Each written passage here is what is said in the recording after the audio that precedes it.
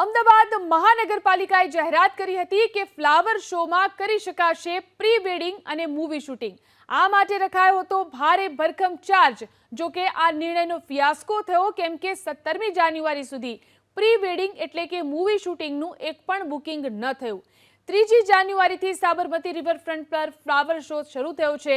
અહીં pre wedding કે movie શૂટિંગના નામે આવક ઊભી કરવા અમદાવાદ મહાનગરપાલિકાને વિચાર આવ્યો હતો। 9મી જાન્યુઆરીએ અમદાવાદ મહાનગરપાલિકાએ જાહેરાત કરી હતી કે રિવરફ્રન્ટ ઉપર પ્રી વેડિંગ કરી શકાશે। આ માટે સવારે 7 થી 8 વાગ્યાનો સમય રાખવામાં આવ્યો હતો। 1 કલાકના પ્રી વેડિંગ શૂટિંગ માટે 25,000નો ચાર્જ રાખવામાં આવ્યો હતો। તો વેબ સિરીઝ, મૂવી કે જાહેરાતના શૂટિંગ માટે 3 કલાકનો સમય રાખી 1 લાખનો ચાર્જ નક્કી કરાયો હતો। પરંતુ 17મી જાન્યુઆરી સુધી એક પણ બુકિંગ મળ્યું નથી।